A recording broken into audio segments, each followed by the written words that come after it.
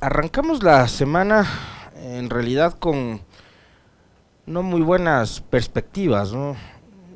Yo, prendí el teléfono a las 5:20 más o menos que suena el despertador y me encontré con una serie de mensajes que nos alertaban desde ayer a la medianoche con lo que había sucedido en la provincia de Esmeraldas, nuevamente Esmeraldas. Y no, claro, lo que les digo, no es alentador arrancar la semana y el lunes con noticias tan dolorosas y lamentables como esta. El candidato a asambleísta por la alianza Avanza Suma, Rider Sánchez Valencia, falleció después de haber recibido varios impactos de bala en la parroquia La Unión del cantón Quinindé. Ustedes van a encontrar esta nota ya en nuestro portal web. Violencia política, asesinan a candidato a la asamblea en Esmeraldas. Este es el segundo atentado en contra de actores políticos en la provincia verde en al menos un mes. Recordarán ustedes que por el 13 de junio más o menos pasado, el concejal de Esmeraldas, capital de la provincia, Jairo Olaya, de las filas de la Revolución Ciudadana, también fue víctima de un atentado. Intentaron salvarle la vida, pero ya fue muy tarde, ¿no? La noche de este domingo 16 de julio, Rider Sánchez, candidato a la Asamblea Nacional por Actuemos, fue víctima de un atentado, el cual terminó con su vida. Según informaron medios locales, el político fue acribillado por varios sujetos en la parroquia rural de La Unión, Esmeraldas. Hasta el momento se conoce que Sánchez recibió 3 impactos de bala y fue trasladado a una casa de salud, pero horas más tarde se habría confirmado su deceso. Lo habían llevado hasta una casa de salud en Santo Domingo. Este es el segundo asesinato en menos de un mes contra los actores políticos en Esmeraldas. El pasado mes de junio, Jairo Olaya, concejal del cantón de Esmeraldas, también fue asesinado. Rider Sánchez fue candidato a la prefectura de la provincia por Creo en los comicios de febrero pasado y ahora estaba participando para llegar a la Asamblea Nacional en estas elecciones anticipadas por la Alianza 823, que también apoya al candidato presidencial Otto Sonnenholzner, que de paso ya se ha pronunciado en su cuenta de Twitter, ¿no? Un día tras otro nos azota la violencia, estamos en shock por el asesinato de Rider Sánchez, nuestro candidato en la provincia de Esmeraldas. Mis más sinceras condolencias a sus familiares y amigos. Tenemos un compromiso, terminaremos con esta plaga. La reacción de Otto Sonnenholzner, candidato que forma parte de la alianza a la cual también pertenecía Rider Sánchez, aspirante a la asamblea, quien ha sido asesinado la noche de este domingo 16 de julio en la parroquia La Unión del cantón Quinindé. Qué triste es empezar la semana de esta manera, ¿no? Pero casi que se ha vuelto ya una costumbre. Cada semana hay que hacer un balance de todos los casos de violencia y de asesinatos y sicariatos que hay en nuestro país. Y hoy ha sido un ejercicio que suelo hacerlo cada mañana antes de empezar el noticiero, que es abrir nuestra página web, la página web de radiopichincha.com. Y claro, la primera noticia en la portada es justamente esta: el asesinato de un candidato. Pero adicionalmente a eso, ustedes se van a encontrar con 5 personas asesinadas, dejó ataque armado en Santa Elena. Esto fue ayer. Un hombre asesinado este domingo en un sector comercial de Carapungo. Esto es aquí en Quito. Y aquí en Quito también, la noche del sábado se reportó una balacera en los exteriores de la unidad de flagrancia en la 9 de octubre, en la Patria y 9 de octubre. No fue, de lo que entiendo, un ataque a las instalaciones de la unidad de flagrancia de la fiscalía, sino que era un ataque a personas que estaban en la parte de afuera, en la vereda, ¿no? Pero eso también pasó aquí en Quito, y resulta que este fin de semana también hubo una persona asesinada en Carapungo. Sigo, un hombre asesinado este domingo en un sector comercial de Carapungo, esto es en Quito, ¿no? Este nuevo caso de sicariato reportado en horas de la tarde alarmó a los moradores de la populosa parroquia del norte de Quito. Sigo. El cuerpo de un presunto extorsionador asesinado fue encontrado en Cuenca. Alarma en Esmeraldas por hallazgo constante de cadáveres mutilados. Nota de este 16 de julio. Una menor resultó herida en un ataque armado en la Fiscalía de Flagrancia. Esto, miren lo que pasó en Quito. Una menor de edad herida. 2 personas asesinadas en una balacera en un complejo deportivo en Guayaquil. Esto también fue la noche del sábado. Momentos de pánico vivieron la noche de este sábado los asistentes a un complejo deportivo en Guayaquil cuando en los exteriores se produjo una balacera que dejó 2 hombres asesinados y una mujer herida. Encuentran sin vida a un reo en la cárcel del Rodeo en Portoviejo. Y así uno puede seguir contando muertos y contando estos casos de violencia que hay en el país. Ayer en horas de la noche también ocurrió una balacera en Durán, este cantón en el cual su alcalde, Luis Chonillo, había sido víctima de un atentado hace algunos días atrás, y que la semana anterior nomás le decía al gobierno, por favor, por Dios, vengan a hacer algo porque nos están matando. Eso decía el alcalde de Durán la semana pasada en un grito de desesperación hacia el gobierno y al presidente para que por favor hagan algo por la seguridad de su cantón. Ayer acribillaron a balazos a un grupo de personas que estaban en una camioneta y algunos alrededor de la camioneta. ¿Saben qué pasó ahí? También falleció una bebé, una niña, que nada, me imagino yo, tenía que ver con guerra entre bandas o ajustes de cuentas, ¿no? Como para seguir sumando a esa fría estadística de que más del 70% de las personas víctimas de la violencia en este país no registran ningún tipo de antecedentes penales ni judiciales.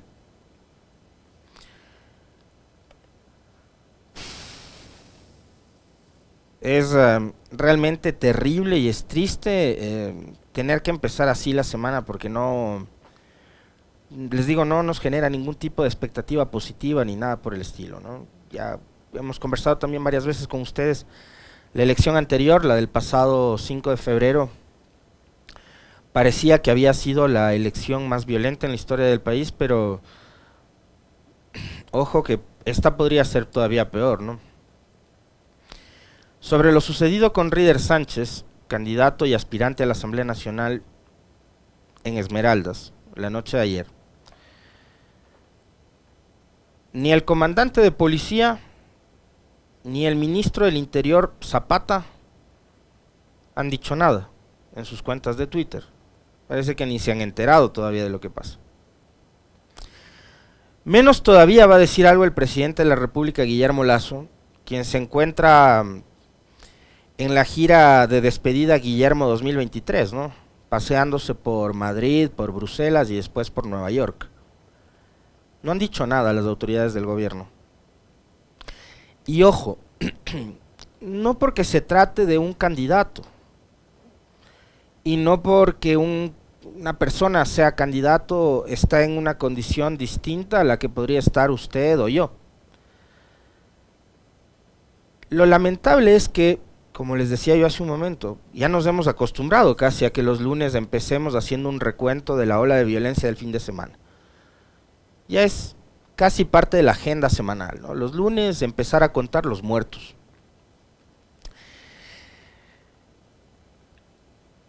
El problema es que se está haciendo costumbre el vivir en medio de la violencia. Y quienes parecería estar bastante cómodos con este tema son justamente las autoridades. Esas autoridades que, como ustedes ven, mientras nosotros amanecemos espantados con lo sucedido en Esmeraldas, las autoridades simplemente no dicen nada, obvian el tema o prefieren ni siquiera referirse a eso. Todavía, les insisto, ni el comandante de la policía, ni el ministro del Interior, que es el encargado supuestamente de la seguridad, ni el presidente de la República. Es más, en este momento a ustedes les planteo una pregunta. ¿Se acuerdan que había un secretario de seguridad al que en este espacio y en otros más todos los días le dábamos palo porque no se dedicaba a lo que le correspondía a él, sino que se la pasaba hablando de política todo el tiempo y con unas metidas de pata pero monumentales. Bueno, por lo menos Ordóñez salía a hacer gala de su improvisación permanente en las entrevistas y en los medios, pero fungía a ser secretario de comunicación. Yo les digo, ¿ha dicho algo públicamente el comandante? No. ¿Ha dicho algo el ministro del Interior? No. ¿Ha dicho algo el presidente? No. ¿Sabían ustedes que el gobierno tiene un secretario de seguridad? ¿Se acuerdan de eso? Hay un secretario de seguridad. ¿Ha dicho algo? No.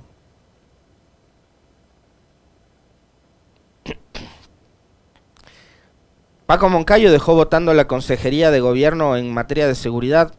¿Pusieron a alguien a reemplazar a Paco Moncayo en ese cargo que además fue creado para Paco Moncayo? No. Y no sé, es una percepción que tengo yo. Ahora que venía a la radio, recordaba que un par de veces, o bueno, 3 veces, pero 2 con militares, después de las elecciones del 5 de febrero, cuando perdió el gobierno la consulta popular, solo a partir de ahí, y además dándonos la razón de que no se necesitaba de una consulta para poder sacar a los militares a las calles a ayudar en los temas de seguridad, yo vi 2 operativos militares en las calles. Uno, acá muy cerca, en la calle Coruña, una mañana viniendo a la radio, había un grupo de militares que estaban revisando los vehículos. Otro día más adelante me pararon en la moto en el Redondel, acá en la Floresta, policías, igual, 6:30, 6:40. Y después, un sábado por la noche, fue el mismo sábado en el que se registró una balacera en el Guasmo Sur de Guayaquil, me acuerdo clarito, porque mientras yo pasaba por la Ruta Viva, un sábado tipo 10 de la noche más o menos, había un enorme operativo de militares controlando la seguridad, y ese mismo momento ocurría una balacera en el Guasmo Sur en Guayaquil. Esas son las únicas 2 veces que yo me he encontrado con militares en las calles. Capaz, y yo estoy equivocado, o capaz, no sé, no he circulado por lugares en donde están, pero yo ya no les he visto. No sé si ustedes en los últimos días han visto.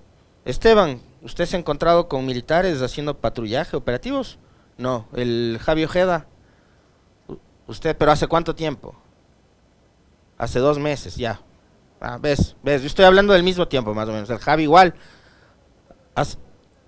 Ya no hay nada, ¿no? El Esteban viene todos los días por la Ruta Viva, porque como él es pelucón, vive en la zona de Puembo. Tampoco ha visto operativos en la Ruta Viva. Yo no he visto. ¿Usted, Carlitos, en el Valle ha visto operativos militares? Ya no, ¿no? No, pero operativos de seguridad, militares, policiales. No, ya no hay operativos.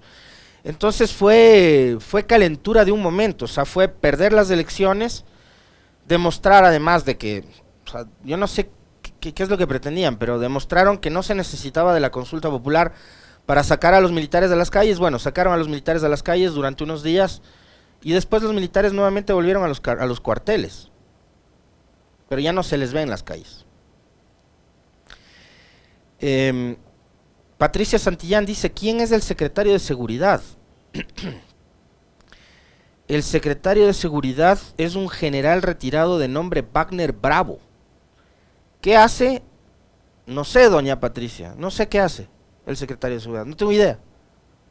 Por eso les decía, puede resultar medio sarcástico, hasta medio broma, en este momento que no estamos para bromas, pero puede sonar hasta una broma, el decir que con el señor Ordóñez parecía que sí había Secretaría de Seguridad. Bueno, el tipo se la pasaba en entrevistas, en medios, en radios, en canales de televisión, porque le encanta eso, o sea, le encanta el estar presente en los medios, copar esos espacios.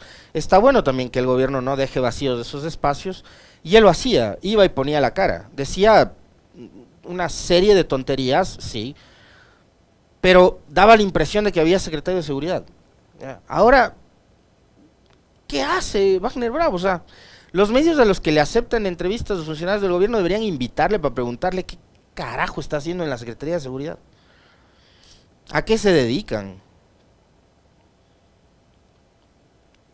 O sea, este fin de semana es otra vez a seguir contando hechos de sangre, dolor, más familias que enlutan, más muertos. Y como les digo, ¿no? Por un lado estaba la Secretaría de Seguridad, o está la Secretaría de Seguridad, que tiene a Wagner Bravo, porque no sabemos a qué se dedica. Y por otro lado está esta famosa Consejería de Gobierno en materia de seguridad, que la crearon especialmente para el señor Moncayo, pero que después de la renuncia de Moncayo no pusieron a nadie. O sea, ¿para qué lo pusieron? Además, también es la pregunta, ¿no?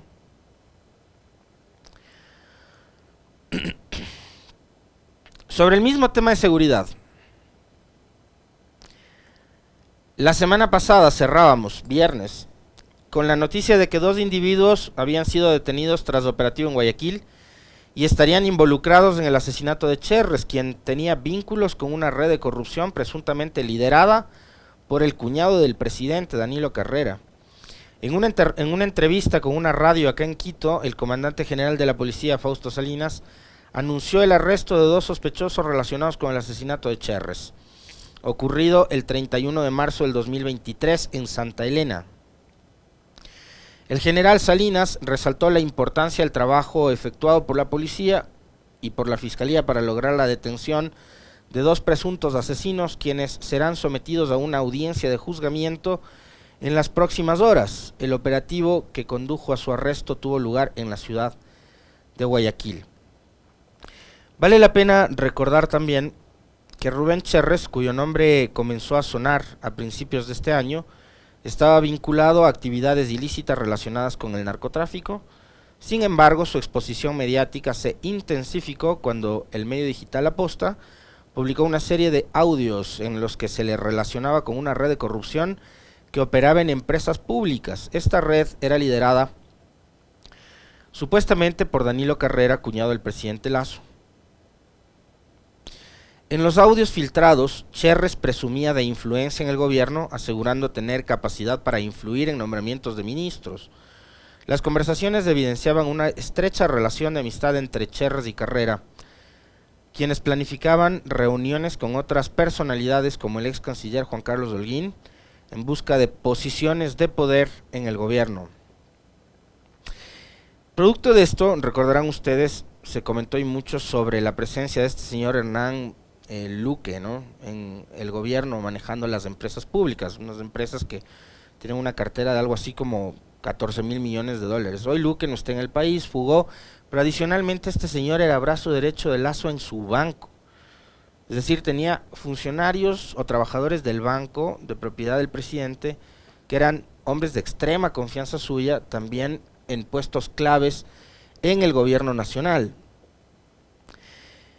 Apenas capturaron a estos 2 sujetos que serían como sospechosos por el asesinato de Cherres, lo primero que mucha gente empezó a especular y a comentar, y con toda la razón del mundo, por cierto, digamos, es una de las cosas que a mí también me saltaron a la mente cuando lo de la captura de estos sujetos, es cuidado y vayan a hacer que aparezcan suspendidos, asesinados, dormidos para siempre en cualquiera de las cárceles o centros de privación de libertad donde les vayan a poner, ¿no?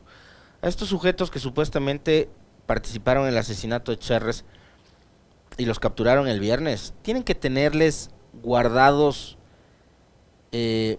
muy sigilosamente, muy cuidadosamente, para evitar que cualquier cosa les pueda pasar. Que no aparezcan muertos los asesinos de Cherres, ¿no?, los supuestos asesinos de Cherres, y después nos quedemos nuevamente con la duda porque silenciaron a quienes habrían participado en, y no vamos a saber quiénes fueron los autores intelectuales, etcétera, etcétera, etcétera, y se repitan novelas como las que ya hemos vivido y de las cuales conocemos muy bien los ecuatorianos.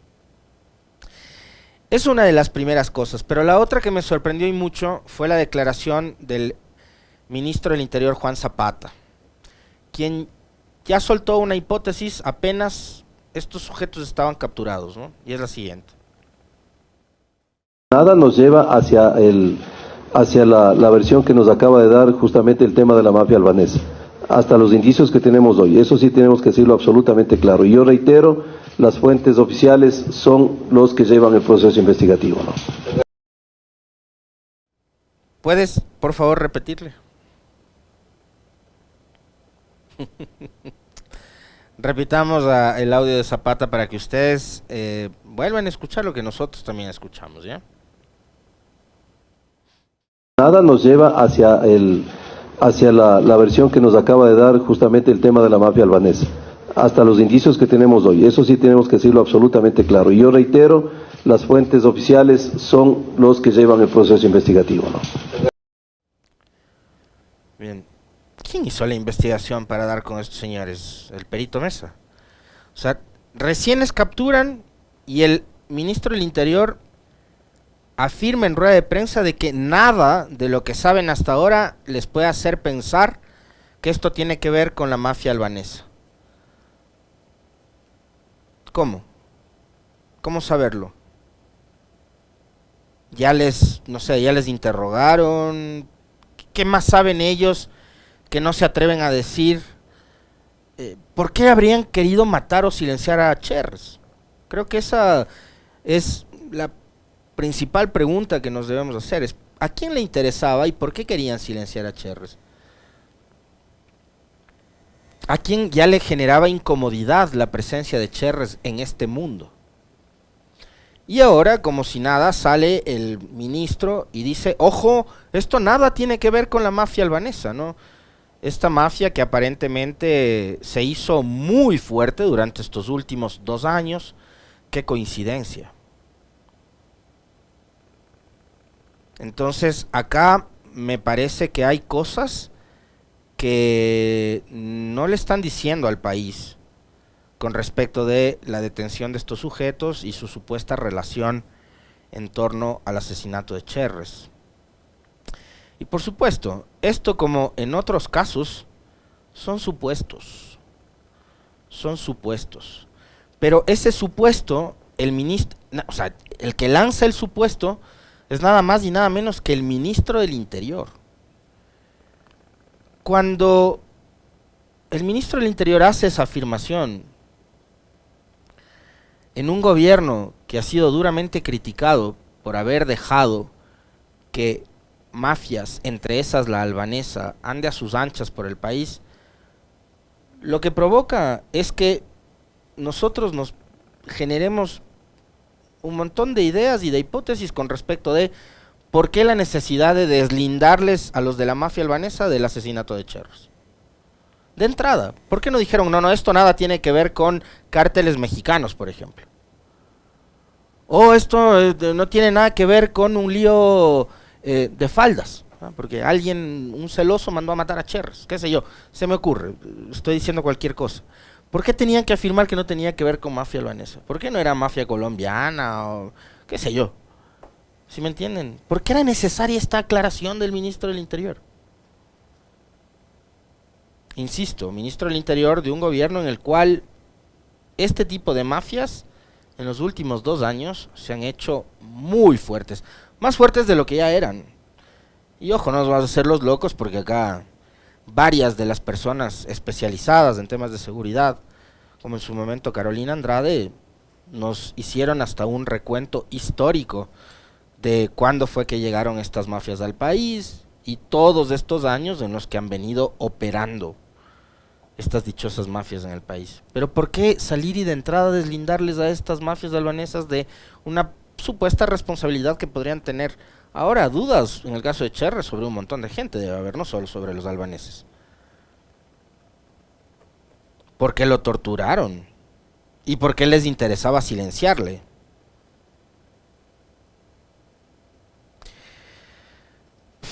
Es el mismo ministro, además, que en días pasados perdió la memoria, se olvidó de denunciar a los que le habían ofrecido una coima de $2 millones para la adquisición de chalecos. Y es el mismo ministro que en época de elecciones, no se olviden estas cosas, pueden parecer ridículas, lo son porque la política ha vivido mucho de la ridiculez en los últimos años.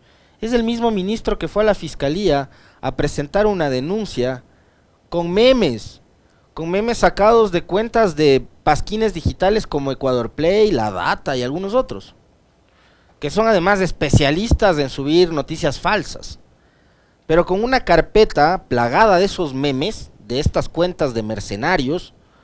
Fue el ministro a dejar una denuncia en fiscalía. Es el mismo ministro que sale y dice hoy, este caso no tiene nada que ver con la mafia albanesa.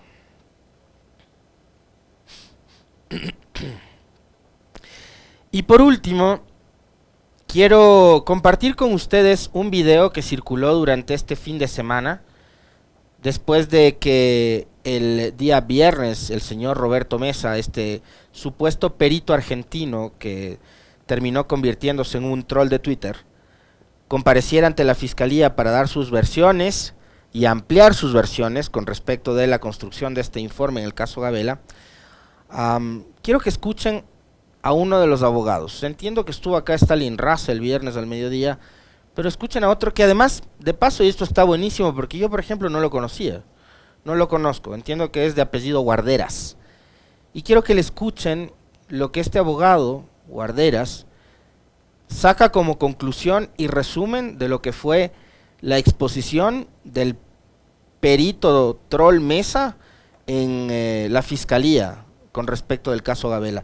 Yo no voy a comentar nada, porque quienes van a sacar las conclusiones sobre esta declaración del abogado, que es realmente escandalosa, son ustedes.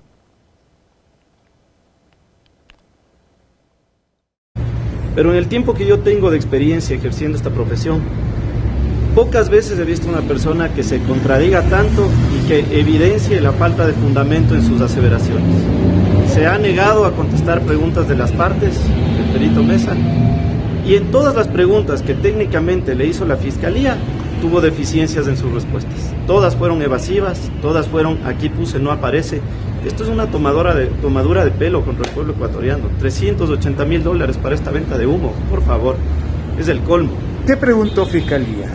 No puedo revelarle los detalles porque estamos en una investigación previa, pero todas las preguntas apuntaron a que demuestre con qué fundamento realizó esas aseveraciones, y ninguna de esas preguntas fue contestada con solvencia. ¿Se puede saber cuáles fueron las contradicciones que mencionaba el señor Mesa?